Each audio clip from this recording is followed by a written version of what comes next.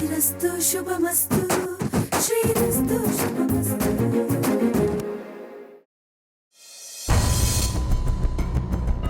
ಏನಿದು ಜಾನ್ವಿ? ಓಪನ್ ಮಾಡಿ ನೋಡು. ನೆಕ್ಲೆಸ್ ಹೇಗಿದೆ? ತುಂಬಾ ಚೆನ್ನಾಗಿದೆ. ಯಾರಿಗೆ? ಬೇಬಿ ಅತ್ತೆಗೆ. ನನಗ ಹೇಗಿದೆ? ತುಂಬಾ ಚೆನ್ನಾಗಿದೆ. ಇದು ಯಾವುದೇ ಇದು ನೆಕ್ಲೆಸು? ಎಲ್ಲಿತ್ತು? ನಾನೊಂದು ಆ್ಯಡ್ ಮಾಡ್ತಾ ಇದ್ದೀನಲ್ಲ, ಆ ಜ್ಯುವೆಲರಿ ಶೋರೂಮ್ ಅವರು ನನಗೆ ಗಿಫ್ಟ್ ಹಾಕಿ ಕೊಟ್ಟರು. ಎಷ್ಟು ಗೊತ್ತಾ ಇದು? 50,000. ಯಾವ ಜ್ಯುವೆಲರಿ ಶಾಪ್ನವರು ಇಷ್ಟು ಬೆಲೆ ಬಾಳೋ ನೆಕ್ಲೆಸು ಗಿಫ್ಟ್ ಆಗಿ ಕೊಡ್ತಾರೆ?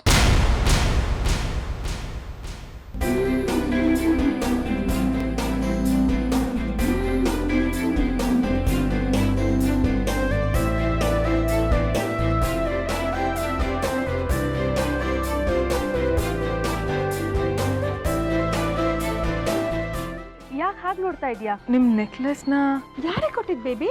ಗಿಫ್ಟ್ ಬಂತು. ಅತ್ತೆ, ಏನು? ನಿಮ್ಮ ನೆಕ್ಲೆಸ್ ತುಂಬ ಚೆನ್ನಾಗಿದೆ. 50,000 ಅಂದ್ರೆ ಸುಮ್ಮನೆನಾ?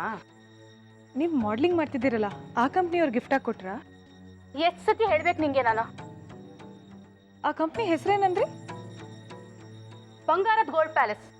ಬಂಗಾರ ಗೋಲ್ಡ್ ಪ್ಯಾಲೇಸಾ? ನಾನು ಆ ಹೆಸರೇ ಕೇಳಿಲ್ಲ. ಅದು ಬೇರೆ ಸ್ಟೇಟ್ದು. ಎಲ್ಲ ಕಡೆ ಬ್ರಾಂಚಸ್ ಇದೆ ಅವ್ರದ್ದು. ಓ, ಹಾಗಾದ್ರೆ ದೊಡ್ಡ ಶೋರೂಮೇ ಇರಬೇಕು. ಹೂ, ಮತ್ತೆ ಲೋಕಲ್ ಬ್ರ್ಯಾಂಡ್ಗೆಲ್ಲ ಮಾಡೆಲ್ ಆಗಲ್ಲ ಈ ಬೇಬಿ. ಆ ಶೋರೂಮ್ ಎಲ್ಲಿದೆ ಅತ್ತೆ? ಯಾಕೆ? ನೀನು ಒಡವೆ ತಗೋಬೇಕಾ? ಸದ್ಯದ ಪರಿಸ್ಥಿತಿಯಲ್ಲಿ ಜೀವನ ನಡೆಸ್ಕೊಂಡು ಹೋಗೋದೇ ಕಷ್ಟ ಆಗಿದೆ. ಇನ್ನು ಒಡವೆ ಎಲ್ಲಿ ತೊಗೊಳಕ್ಕಾಗುತ್ತೆ? ಯಾವತ್ತಾದರೂ ಒಂದಿನ ನಿಮ್ಮ ಹೆಸರು ಹೇಳ್ಕೊಂಡು ಶೋರೂಮ್ನೆಲ್ಲ ಕಣ್ತುಂಬ ನೋಡ್ಕೊಂಡು ಬರೋಣ ಅಂತ. ಅಡ್ರೆಸ್ ಎಲ್ಲಿ? Malleswaram 8th block 3rd cross. ಅತ್ತೆ, ಬರೀ ಫೋಟೋ ಶೂಟು ಅಥವಾ ಈ ಟಿ ವಿಯಲ್ಲಿ ಮೈ ತುಂಬ ಒಡವೆ ಹಾಕೊಂಡು ಬರ್ತಾರಲ್ಲ, ಆ ಥರನೂ ಇರುತ್ತಾ? ಎರಡೂ ಇರುತ್ತೆ ಅಂತ ಹೇಳಿದ್ನಲ್ಲ. ಅತ್ತೆ, ಶೂಟಿಂಗ್ ಆಗೋಯ್ತಾ ಅಥವಾ ಇನ್ನೂ ಆಗಬೇಕಾ? ನಾಳೆ ಶೂಟಿಂಗು. ವಾವ್, ನನಗೆ ಶೂಟಿಂಗ್ ನೋಡ್ಬೇಕಂತ ತುಂಬ ಆಸೆ ಅತ್ತೆ. ನಾನು ನಿಮ್ಮ ಜೊತೆ ಬರ್ತೀನಿ. ಆ ಥರ ಬೇರೆ ಯಾರನ್ನೂ ಅಲೋ ಮಾಡೋದಿಲ್ಲ ಅಲ್ಲಿ.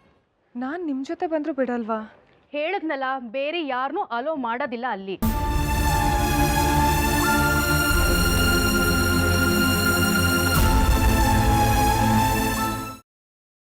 ಬೇಬಿ, ನನಗೂ ಒಂದು ಚಾನ್ಸ್ ಕೊಡಿಸ್ತೇನೆ. ನಾನು ನಿನ್ನ ಥರ ಆರ್ಟ್ ಫಿಲಮಲ್ಲಿ ಆ್ಯಕ್ಟ್ ಮಾಡ್ತೀನಿ. ಆ್ಯಕ್ಟಿಂಗ್ ಅಂದರೆ ಅಷ್ಟು ಸುಲಭ ಅಲ್ಲ ಅಮ್ಮ. ಬರೀ ಇಲ್ಲಿ ಆ್ಯಕ್ಟಿಂಗ್ ಅಷ್ಟೇ ಅಲ್ಲ, look test, makeup test, costume test ಅಷ್ಟು ಇರುತ್ತೆ. ಅಷ್ಟೊಂದು ಕಷ್ಟನಾ ಆರ್ಟ್ ಫಿಲಮಲ್ಲಿ ಆ್ಯಕ್ಟ್ ಮಾಡೋದು? ಹ್ಞೂ, ಮತ್ತೆ ಬೇಬಿ ಅತ್ತೆ, ಇದರಲ್ಲಿ ಯಾವ ಸೀರೆ ಐರನ್ ಮಾಡಲಿ? ಯಾಕೆ? ನಾಳೆ ನಿಮಗೆ ಶೂಟಿಂಗ್ ಇದೆ ಅಂದ್ರಲ್ಲ, ಅದಕ್ಕೆ. ನಾಳೆ ಶೂಟಿಂಗ್ ಇಲ್ಲ. ಹೌದಾ? ಮತ್ತೆ ಯಾವಾಗ ಶೂಟಿಂಗ್ ಇರುತ್ತೆ? ಗೊತ್ತಿಲ್ಲ. ಯಾಕೆ? ಸುಮ್ಮನೆ ಕೇಳಿದೆ. ಆದರೆ ನಿಮ್ಮ ಕೆಲಸನೇ ಬೆಸ್ಟ್ ಅತ್ತೆ. ಕೆಲಸ ಮಾಡೋಕ್ಕಿಂತ ಮುಂಚೆನೇ ಸಂಬಳ ಕೊಟ್ಬಿಡ್ತಾರೆ. ಯಾಕೆ? ನಿನ್ಗೆ ಹೊಟ್ಟೆ ಉರಿನಾ? ಹಾಗಲ್ಲ ಅತ್ತೆ. ಅವಳೇನು ಹೊಟ್ಟೆ ಉರ್ಕೊಂಡು ಹೇಳಿಲ್ವೇ? ಸಂತೋಷ ಪಟ್ಲು. ಅವ್ರ ಆಫೀಸಲ್ಲಿ ಸಂಬಳಕ್ಕೋಸ್ಕರ 1 ತಿಂಗಳು ಕಾಯ್ಬೇಕಲ್ವಾ? ಅದು ಅವ್ರವ್ರು ಪಡ್ಕೊಂಡು ಬಂದಿರೋದು. ನೀವು ಹೇಳಿದ ನಿಜ. ಆದರೆ ನೀವು ತುಂಬ ಲಕ್ಕಿ. ನೀವೊಂದು ಆ್ಯಡ್ ಮಾಡಿದ್ರೆ ನಿಮಗೆ ಎಷ್ಟು ದುಡ್ಡು ಕೊಡ್ತಾರತ್ತೆ? 40,000. ಹೌದಾ? ಹಾಗಾದರೆ ನಿಮಗೆ 70,000 ಕೊಟ್ಬಿಟ್ಟಿದ್ದಾರೆ.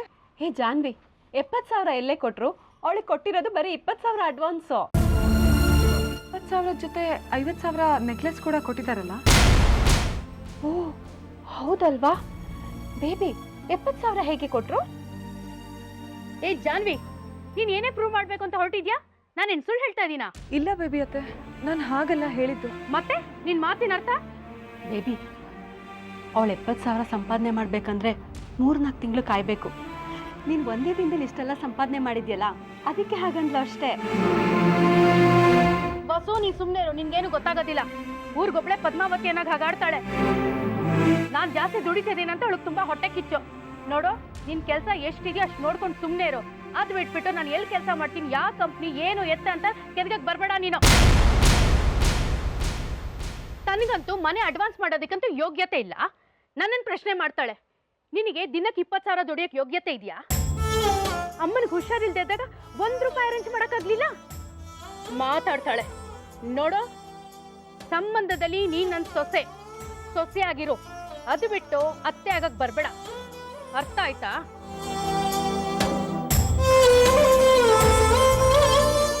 ನಾನೀಗೇನು ಮಾತಾಡಿದೆ ಅಂತ ಅವ್ರು ನನ್ನ ಮೇಲೆ ರೇಗಿದ್ರು.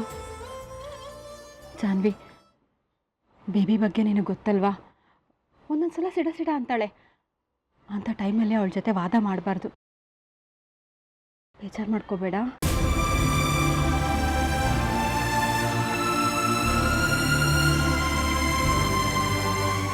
ಬೇಬಿ ಅತ್ತೆ ಯಾವಾಗಲೂ ಆರಾಮಾಗೇ ಇರ್ತಾರೆ.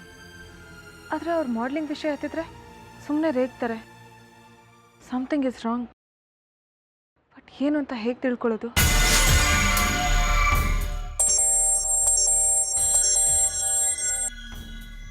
ಹಲೋ ರವಿ, ನಾನೇ ನಿನಗೆ ಫೋನ್ ಮಾಡ್ಬೇಕು ಅಂದ್ಕೊಂಡಿದ್ದೆ. ಅಷ್ಟರಲ್ಲಿ ನೀನೇ ನನಗೆ ಫೋನ್ ಮಾಡಿದೆ. ನಿನ್ನ ಹತ್ರ ಒಂದು ವಿಷಯ ಹೇಳಬೇಕಣೋ. ಆ ವಿಷಯ ನೀನು ಯಾರ ಹತ್ರನೂ ಹೇಳಬಾರ್ದು. ಅದು ನಮ್ಮ ಬೇಬಿ ಅತ್ತೆ ಬಗ್ಗೆ. ನಮ್ಮ ಬೇಬಿ ಅತ್ತೆ ನಡವಳಿಕೆ ನೋಡಿದ್ರೆ ನನಗೆ ಯಾಕೋ ತುಂಬ ಆತಂಕ ಆಗ್ತಿದೆ ಕಣೋ. ಬೇಬಿ ಅತ್ತೆ ಮನೆ ಬಾಡಿಗೆಗೆ 20,000 ಅಡ್ವಾನ್ಸ್ ತೊಗೊಂಡು ಬಂದಿದ್ದಾರೆ. ಎಲ್ಲಿಂದ ಬಂತು ಅಂತ ಕೇಳಿದ್ರೆ ಯಾವುದೋ ಮಾಡ್ಲಿಂಗ್ ಏಜೆನ್ಸಿಯವರು ಆ್ಯಡ್ ಕೊಟ್ಟಿದ್ದಾರೆ, ಅದಕ್ಕೆ ಅಂತ ಹೇಳಿದ್ರು. ಬೇಬಿ ಅತ್ತೆ ನಮ್ಮಿಂದ ಏನೋ ಮುಚ್ಚಿಡ್ತಿದ್ದಾರೆ ಅನಿಸುತ್ತೆ. ಪೂರ್ತಿ ಸತ್ಯ ತಿಳ್ಕೊಳ್ದೆ ಶ್ರೀ ಹತ್ರ ಏನೂ ಮಾತಾಡೋಕ್ಕಾಗಲ್ಲ. ಅದಕ್ಕೆ ನಿನಗೆ ಬೇಬಿ ಅತ್ತೆ ಹೇಳಿದ ಜ್ಯುವೆಲ್ರಿ ಶಾಪ್ ಹೆಸರು, ಅಡ್ರೆಸ್ ಹೇಳ್ತೀನಿ. ನೀ ಹೋಗಿ ವಿಚಾರಿಸ್ಕೊಂಡು ಬಾ. ಅವ್ರು ಹೇಳಿದ ನಿಜಾನೇ ಆದರೆ ತುಂಬ ಸಂತೋಷ.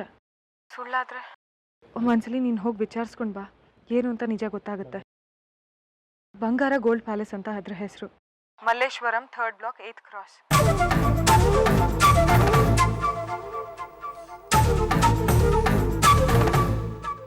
ಬೇಬಿ ಅತ್ತೆ ಮಾಡ್ಲಿಂಗ್ ಅಸೈನ್ಮೆಂಟಿಂದ 20,000 ಅಡ್ವಾನ್ಸ್ ಕೊಟ್ಟರು ಅಂತ ಮನೆಗೆ ಅಡ್ವಾನ್ಸಿಗೆ ಕೊಟ್ರಲ್ವಾ, ಅದೆಲ್ಲ ಸುಳ್ಳು. ಅಮ್ಮನ ಬಗ್ಗೆ ಮಾತಾಡಬೇಕು ಅಂದರೆ ಹುಷಾರಾಗಿ ಮಾತಾಡು ಜಾನು, ಏನೇನೋ ಮಾತಾಡಬೇಡ. ನಾನು ಹೇಳೋದನ್ನು ಪೂರ್ತಿಯಾಗಿ ಕೇಳಿಸ್ಕೊ ಶ್ರೀ. ಆಮೇಲೆ ಅದು ಸರಿನಾ ತಪ್ಪ ಅಂತ ನೀನೇ ಡಿಸೈಡ್ ಮಾಡು. ಸರಿ ಹೇಳು. ಬೇಬಿ ಅತ್ತೆ ಮಾಡ್ಲಿಂಗ್ ಅಸೈನ್ಮೆಂಟ್ ಅವರು 20,000 ಅಡ್ವಾನ್ಸ್ ಕೊಟ್ಟರು ಅಂತ ಹೇಳಿದ್ರಲ್ಲ, ಆಗ ನಂಗೆ ತುಂಬ ಖುಷಿ ಆಯಿತು. ಆಗ ಸಹಜವಾಗಿ ಕೆಲವೊಂದು ಪ್ರಶ್ನೆ ಕೇಳಿದೆ, ಆದರೆ ಅವರು ಯಾವುದಕ್ಕೂ ಸರಿಯಾಗಿ ಉತ್ತರ ಕೊಡಲಿಲ್ಲ. ಅವ್ರು ದುಡ್ಡು ತಂದಾದ್ಮೇಲೆ ಒಂದೊಂದ್ಸಲಿ ಕದ್ದು ಮುಚ್ಚಿ ಫೋನಲ್ಲಿ ಮಾತಾಡೋದನ್ನು ನೋಡಿದೆ. ನಂಗೆ ಯಾಕೋ ಅವ್ರ ಮೇಲೆ ಡೌಟ್ ಬಂತು. ಅದನ್ನು ಅಜ್ಜಿ ಹತ್ರ ಹೇಳಿದೆ. ಡೌಟ್ ಬಂತು ಅಂದ್ರೆ ಏನರ್ಥ ಜಾನು? ಪ್ಲೀಸ್ ಶ್ರೀ, ಕೋಪ ಮಾಡ್ಕೋಬೇಡ. ನಾನು ಹೇಳಿದ್ದನ್ನು ಫುಲ್ ಕೇಳಿಸ್ಕೊ. ನಾನು ಮಾಡಿದ ತಪ್ಪು, ನಾನು ಹೇಳಿದ ಸುಳ್ಳು ಅನ್ಸಿದ್ರೆ ನನ್ನ ಕೆನ್ನೆಗೆ ಹೊಡಿ. ಹೊಸ ಮನೆಗೆ ಹಾಲು ಉಕ್ಸಕ್ಕಂತ ಹೋಗುವಾಗ ಅವ್ರಿಗೊಂದು ಫೋನ್ ಬಂತು. ರಿಸೀವ್ ಮಾಡಿ ಗೇಟ್ ಆಚೆ ಹೋದರು. ವಾಪಸ್ ಬರುವಾಗ ನೀನೇ ನೋಡ್ತೀಯಲ್ಲ, ಅವ್ರ ಕತ್ತಲ್ಲಿ ಆ ನೆಕ್ಲೆಸ್ ಇತ್ತು. ಕೇಳಿದ್ದಕ್ಕೆ ಆ್ಯಡ್ ಏಜೆನ್ಸಿ ಅವರಿಗೆ ನನ್ನ ಕೆಲಸ ಇಷ್ಟ ಆಗಿ ಗಿಫ್ಟಾಗಿ ಕೊಟ್ಟರು ಅಂದರು. ಅದರಲ್ಲೇನು ತಪ್ಪು ಕಾಣಿಸ್ತು ನಿನಗೆ? ಆ್ಯಡ್ ಶೂಟ್ ಮಾಡೋಕ್ಕಿಂತ ಮುಂಚೆನೇ 50,000 ನೆಕ್ಲೆಸ್ ಅವ್ರಿಗೆ ಗಿಫ್ಟಾಗಿ ಕೊಟ್ಟಿದ್ದಾರೆ ಅಂದರೆ ವಿಚಿತ್ರ ಅನ್ಸಲ್ವಾ ಶ್ರೀ? ಅವ್ರ ಕೆಲಸ ಮಾಡಾದ್ಮೇಲೆ, ಅವ್ರ ಕೆಲಸ ಇಷ್ಟ ಆದಮೇಲೆ ಅವ್ರಿಗೆ ಗಿಫ್ಟ್ ಕೊಡೋದು ಬೇರೆ. ಅವ್ರೇನು ಕೆಲಸನೇ ಶುರು ಮಾಡಿಲ್ಲ, ಆಗಲೇ 20,000 ಕ್ಯಾಶು, 50,000 ನೆಕ್ಲೆಸ್ ಕೊಟ್ಟಿದ್ದಾರೆ ಅಂದರೆ ನಿನಗೆ ಅನುಮಾನ ಬರಲ್ವಾ? ಮನೆ ಶಿಫ್ಟಿಂಗ್ ಆಗಿಬಿಡಲಿ, ಆಮೇಲೆ ನಾವೇ ಜ್ಯುವೆಲ್ರಿ ಶಾಪಿಗೆ ಹೋಗಿ ವಿಚಾರಿಸ್ಕೊಂಡು ಬರೋಣ. ನಾನು ಆಗಲೇ ವಿಚಾರಿಸಾಯಿತು ಶ್ರೀ. ಬೇಬಿ ಅತ್ತೆ ಹೇಳಿದ ಅಡ್ರೆಸ್ಸಿಗೆ ರವಿನ ವಿಚಾರಿಸಕ್ಕೆ ಕಳಿಸಿದ್ದೆ. ನಮ್ಮ ಕಂಪ್ನಿಯಲ್ಲಿ ಬೇಬಿ ಅಂತ ಯಾವ ಮಾಡೆಲೂ ಇಲ್ಲ, ಹಾಗೆಲ್ಲ ನಾವು ಯಾರಿಗೂ ಅಡ್ವಾನ್ಸು ಮತ್ತು ನೆಕ್ಲೆಸ್ ಎಲ್ಲ ಗಿಫ್ಟಾಗಿ ಕೊಡಲ್ಲ ಅಂತಲೂ ಹೇಳಿದ್ರಂತೆ.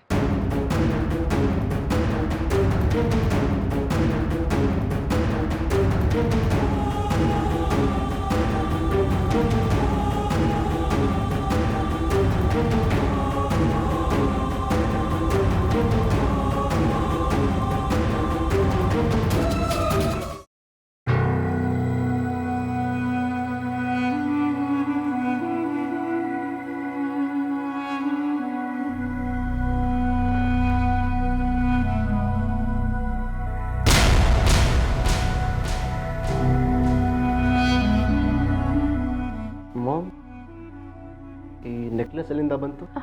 ಹೇಳಿದ್ನಲ್ಲ, ನಾನು ಮಾಡ್ಲಿಂಗ್ ಕಂಪ್ನಿಯವ್ರು ಗಿಫ್ಟ್ ಕೊಟ್ಟಿದ್ದು ಅಂತ. 20,000 ಕ್ಯಾಶು ಅದನ್ನು ಅವರೇ ಕೊಟ್ರಾ? ಹೌದು, ಅದನ್ನು ಅವರೇ ಕೊಟ್ಟಿದ್ದು. ನೆಕ್ಲೆಸ್ ಅವ್ರು ಕೊಟ್ಟಿದ್ದು ನಿಜನಾ ಮಾಮ್? ಏನ್ ಶ್ರೀ ನೀನು ಪೊಲೀಸ್ನವ್ರು ಕ್ವಶನ್ಸ್ ಮಾಡ್ದಾಗ ನೀನು ಕ್ವಶನ್ಸ್ ಮಾಡ್ತಿದ್ಯಾ ನನಗೆ? ಕೇಳೋದಕ್ಕೆ ಮಾತ್ರ ಉತ್ತರ ಕೊಡಿ. 20,000 ಕ್ಯಾಶು, 50,000 ಬೆಲೆ ಬಾಳೋ ನೆಕ್ಲೆಸ್ಸು, ಇದೆಲ್ಲದನ್ನು ಆ ಮಾಡ್ಲಿಂಗ್ ಅವ್ರು ಕೊಟ್ರಾ? ಹೌದು, ನನ್ನ ಕೆಲಸ ಅವ್ರಿಗೆ ತುಂಬ ಇಷ್ಟ ಆಗಿ ಅವರೇ ನನಗೆ ಗಿಫ್ಟ್ ಮಾಡಿದ್ದು. ನಿಮ್ಮ ಜ್ಯುವೆಲ್ರಿ ಶೂಟೇ ಆಗಿಲ್ಲ, ಆಗ್ಲವ್ರಿಗೆ ನಿಮ್ಮ ಕೆಲಸ ಹೇಗೆ ಇಷ್ಟ ಆಗೋದಕ್ಕೆ ಸಾಧ್ಯ? ಶೂಟಿಂಗ್ ಆಗಿಲ್ಲ ಅಂತ ಯಾರು ಹೇಳಿದ್ ನಿನಗೆ? ಜಾನು.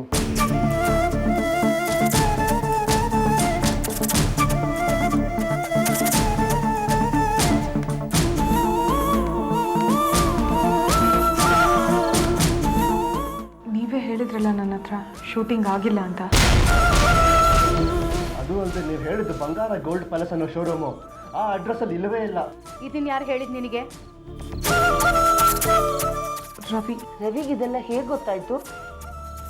ಬೇಬಿ ಅತ್ತೆ ಸರ ಹಾಕೊಂಡು ಬಂದಾಗ ನನಗೆ ಸ್ವಲ್ಪ ಅನುಮಾನ ಬಂತು.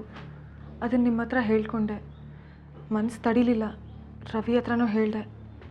ಬೇಬಿ ಅತ್ತೆ ಹೇಳಿದ ಅಡ್ರೆಸ್ಸಲ್ಲಿ ಹೋಗಿ ವಿಚಾರಿಸು ಅಂತ ಹೇಳಿದೆ. ಆದರೆ ಇವ್ರು ಹೇಳಿದ ಅಡ್ರೆಸ್ಸಲ್ಲಿ ಇವ್ರು ಹೇಳಿದ ಕಂಪ್ನಿ ಇರಲಿಲ್ಲ. ನನ್ನ ಮಾತಿನ ಮೇಲೆ ನಂಬಿಕೆ ಇಲ್ಲದೆ ನನ್ನ ಬೆನ್ನ ಹಿಂದೆ ಪತ್ತೇದಾರಿ ಕೆಲಸ ಮಾಡ್ತಾ ಇದೀಯ ನೀನು. ಮಾಮ್, ಒಂದು ನಿಮಿಷ, ನೀವೇ ಕೋಪ ಮಾಡ್ಕೋತಿದ್ದೀರಾ? ಜಾನ್ ಹೇಳಿದ್ರೆ ತಪ್ಪೇನಿದೆ? ನೀವು ಹೇಳಿದ ಅಡ್ರೆಸ್ಸಲ್ಲಿ ಯಾವ ಜ್ಯುವೆಲ್ರಿ ಶಾಪು ಇಲ್ಲ. ನಮಗದು ಕನ್ಫರ್ಮ್ ಆಗಿದೆ. ನಾನೇನು ಸುಳ್ಳು ಹೇಳ್ತಾ ಇಲ್ಲ. ಒಂದಷ್ಟೊಂದು ಹಣ ಒಡವೆ ಎಲ್ಲಿಂದ ಬಂತು ನಿಜ ಹೇಳಿ. ನಾನ್ಯಾಕೋ ಹೇಳ್ಬೇಕು ನಿನಗೆ? ಯಾಕೆಂದ್ರೆ ನಾನು ನಿಮ್ಮ ಮಗನಾಗಿ ತಾಯಿ ಬಗ್ಗೆ ತಿಳ್ಕೊಳ್ಳೋದು ತಪ್ಪಾ? ಹೆಂಡತಿ ಮಾತು ಕೇಳ್ಕೊಂಡು ತಾಯಿ ಮೇಲೆ ಅನುಮಾನ ಪಡ್ತಿದ್ಯಲ್ಲ, ಅದು ತಪ್ಪು. ಅನುಮಾನ ಪಡ್ತಿಲ್ಲ ಅಮ್ಮ, ಆತಂಕ ಆಗ್ತಿದೆ. ಇದ್ದಕ್ಕಿದ್ದಾಗ 20,000 ಕ್ಯಾಶು, 50,000 ಒಡವೆ ಎಲ್ಲಿಂದ ಬಂತಂತ ಯೋಚನೆ ಆಗ್ತಿದೆ ನನಗೆ. ದಯವಿಟ್ಟು ನಿಜ ಹೇಳಿ, ನನಗೆ ಸಮಾಧಾನ ಆಗುತ್ತೆ. ಈಗ ನಿನಗೆ ಸಮಾಧಾನನಾ? ಅಮ್ಮ ಮಗನ ಮದುವೆ ತಂದಿಟ್ಬಿಟ್ಟು ಮಜಾ ನೋಡ್ತಿದ್ಯಲ್ಲ ನೀನು. ಪ್ಲೀಸ್ ಅತ್ತೆ ಹಾಗೆ ಹೇಳ್ಬೇಡಿ. ನಿಮ್ಮಿಬ್ರು ಮಧ್ಯೆ ಜಗಳ ಆಗಲಿ ಅಂತ ಅಲ್ಲ ನಾನು ಶ್ರೀಗೆ ಹೇಳಿದ್ದು. ನನಗೆ ಗೊತ್ತು ಕಣೆ, ನಿಮ್ಮಮ್ಮ ಹೇಳ್ಕೊಟ್ಟಿರ್ತಾಳೆ ನಮ್ಮ ಮಧ್ಯೆ ಜಗಳ ತಂದಿಡು ಅಂತ. ಅದನ್ನೇ ನೀನು ಮಾಡ್ತಾ ಇರೋದು.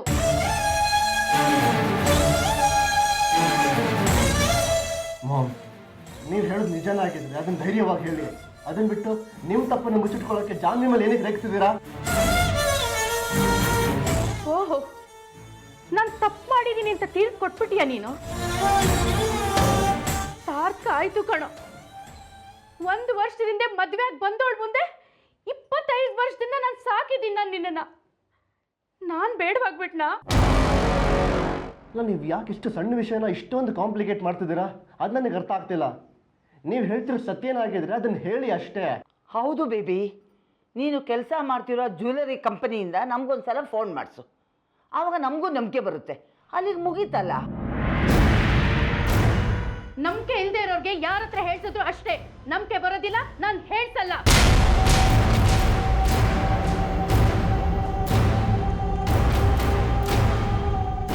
ಏ ಜಾನ್ವಿ, ನಿನ್ ಕೈನಲ್ಲಿ ಏನು ಆಗಲ್ಲ ಅಂತ ಗೊತ್ತಾಗಿ ಶ್ರೀ ನನ್ನ ಹಿಂದೆ ಚೂ ಬಿಟ್ಟಿದ್ಯಾ?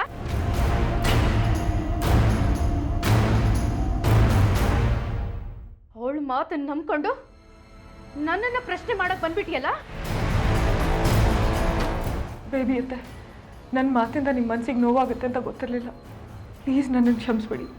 ಈ ಮಾತಿನ ಇಲ್ಲಿಗೆ ಬಿಟ್ಬಿಡಿ. ಸಾಕು ನಾಟಕ. ಬೆಂಕಿ ಹಚ್ಚೋದು ನೀನೆ, ಆಡ್ಸ ನಾಟಕ ಆಡೋದು ನೀನೆ. ಎಲ್ಲೇ ಕಲ್ತಾ ಇದೀನಲ್ಲ, ನಿಮ್ಮಮ್ಮ ಹೇಳ್ಕೊಟ್ಲಾ? ನಾವು ಬೇರೆ ಮನೆಗೆ ಹೋಗದೆ ನಿಮ್ಮ ಹಂಗಲ್ಲೇ ಸಾಯ್ಬೇಕು, ದಿನ ನಿಮ್ ಕೈಲಿ ಅನ್ಸ್ಕೋಬೇಕು ಅಂತ ನಿಮ್ಮಮ್ಮನ ಆಸೆ. ಅದಕ್ಕೆ ನೀನು ಎತ್ಕಟ್ಟಿದ್ದಾಳ? ನಿನ್ ಗಂಡನ ಕಿವಿ ಉದ್ದೆ, ಅವ್ನು ಬಂದು ನನ್ನನ್ನು ಪ್ರಶ್ನೆ ಕೇಳ್ದ. ಎಲ್ಲ ನೀನ್ ಅನ್ಕೊಂಡಾಗೆ ಆಗ್ತಾ ಇದೆಯಲ್ಲ. Baby mom, please. ಹೊಸ ಮನೆನೂ ಬೇಡ, ಸುಡುಗಾಡು ಬೇಡ, ಎಲ್ಲ ಇಲ್ಲೇ ಬಿದ್ದು ಸಾಯೋಣ.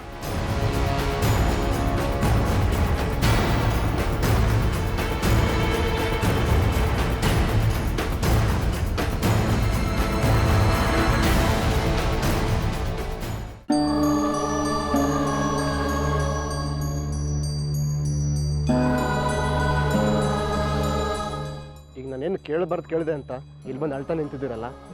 ಕೇಳಿದ ಪ್ರಶ್ನೆಗಲ್ಲ, ಕೇಳಿದ ರೀತಿ. ಇದೇ ಥರ ನನ್ನ ಪ್ರೈವೇಟಾಗಿ ಬಂದು ಕೇಳಿದಿದ್ರೆ ನಾನು ಹೇಳ್ತಿದ್ನಲ್ವಾ? ಆಯಿತು, ತಪ್ಪಾಯಿತು.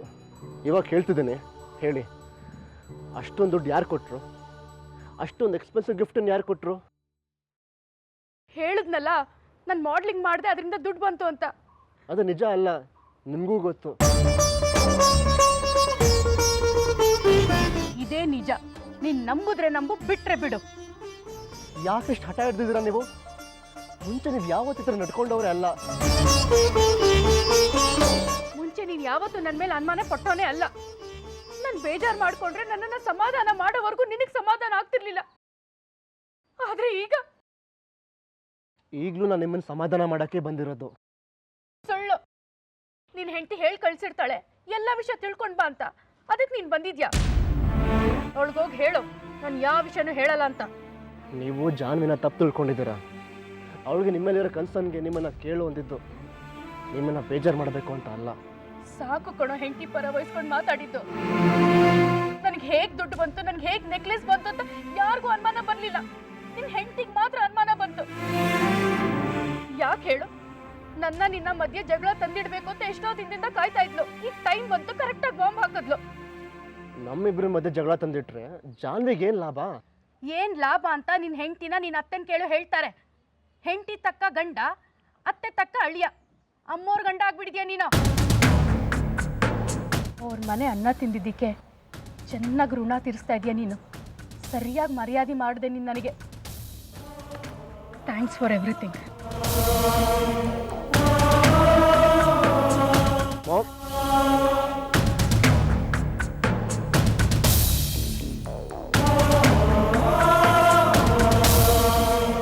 ಬೇಬಿ ಅತ್ತೆ, ನಾವು ಈ ವಿಷಯದ ಬಗ್ಗೆ ಮಾತಾಡಿದ್ರೆ ಯಾಕಷ್ಟೊಂದು ಡಿಸ್ಟರ್ಬ್ ಆಗ್ತಾರೆ?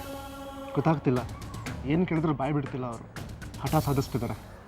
ಅವ್ರು ಈ ನಡವಳಿಕೆ ನನಗೆ ಅನುಮಾನ ಹುಟ್ಟಿಸ್ತಾ ಇದೆ. ಹೋಗಲಿ ಬಿಡು ಶ್ರೀ, ನಾವಾಗೆ ಈ ವಿಷಯದ ಬಗ್ಗೆ ಏನು ಕೇಳೋದು ಬೇಡ. ಈಗಿರೋ ಪ್ರಾಬ್ಲಮ್ಮೇ ಸಾಕು. ಅವ್ರೇನಾದರೂ ಹೇಳೋದಾದರೆ ಹೇಳಲಿ, ಇಲ್ಲಾಂದ್ರೆ ಬೇಡ.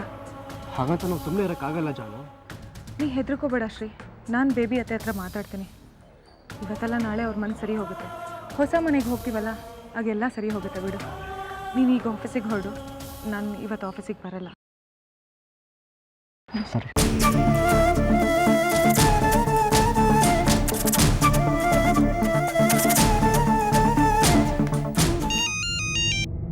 ಹಲೋ, ನಾವು ಆ ಮನೆಗೆ ಬರಲ್ಲ ರೀ. ಸೀರಿಯಸ್ ಆಗಿ ಹೇಳ್ತಾ ಇದ್ದೀನಿ, ನಾವು ಆ ಮನೆಗೆ ಬರೋದಿಲ್ಲ. ಹೇ ಬೇಬಿ,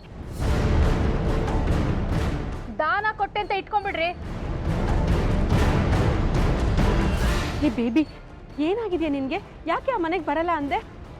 ಅಯ್ಯೋ ಹೋಗಿ ವಸು, ಯಾವಳವಳಕ್ಕೆಲ್ಲ ಅನ್ಸ್ಕೊಂಡು ಯಾವಳವಳು ನನ್ನ ಪ್ರಶ್ನೆ ಕೇಳ್ತಾಳೆ. ಅವಳಿಗೆಲ್ಲ ಉತ್ತರ ಕೊಟ್ಕೊಂಡು ಮತ್ತೆ ಆ ಮನೆಗೆ ಹೋಗೋದಕ್ಕೆ ನನ್ಗೆ ಹಿಂಸೆ ಆಗುತ್ತೆ. ಜಾನ್ವಿ ಯಾರು? ತಿರುಪೆ ಅವಳು. ತಾನು ದುಡ್ಡು ಸಂಪಾದನೆ ಮಾಡಕ್ ತರಕ್ಕಾಗ್ಲಿಲ್ಲ, ನಾನು ಸಂಪಾದನೆ ಮಾಡ್ಕೊಂಡು ಬಂದಿದ್ದೀನಿ ಅಂತ ಅದಕ್ಕೆ ಬೆಂಕಿ ಹಾಕಿದ್ಲು. ಅದಕ್ಕೆ ಆ ಮನೆ ಸಹವಾಸನೆ ಬೇಡ.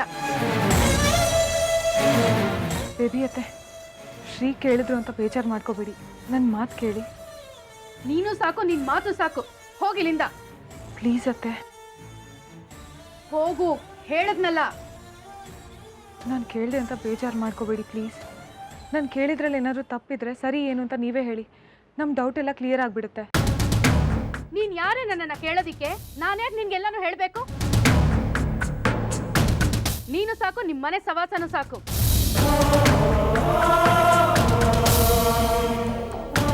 ಬೇಬಿ,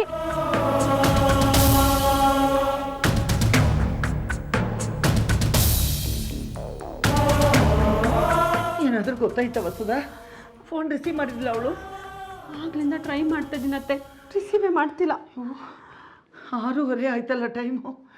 ಇನ್ನೂ ಅವಳು ಮನೆಗೆ ವಾಪಸ್ ಬಂದಿಲ್ವಲ್ಲ. ನಮಗೆ ಟೆನ್ಷನ್ ಕೊಡಬೇಕು ಅಂತಲೇ ಹೀಗೆಲ್ಲ ಮಾಡ್ತಿದ್ದಾಳ ಅಲ್ಲ? ಇಷ್ಟು ವಯಸ್ಸಾದರೂ ಚಿಕ್ಕ ಮಗು ಥರ ಹಠ ಮಾಡ್ತಿದ್ದಾಳಲ್ಲ.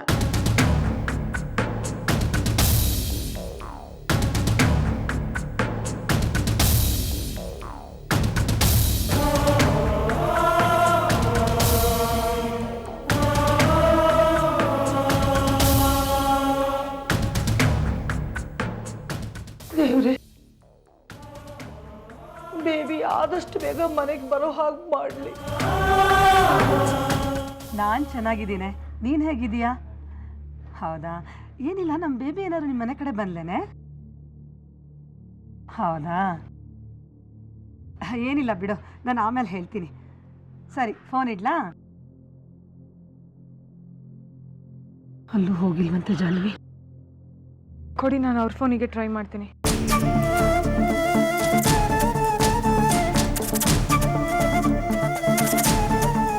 The number you're calling is switched off right now.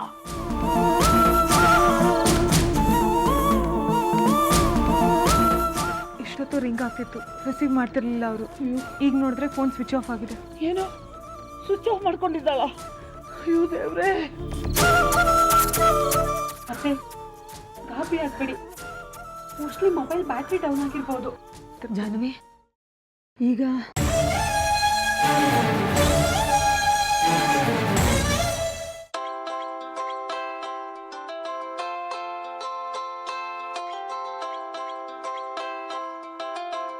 Sir please phone ಕೊಡಿ.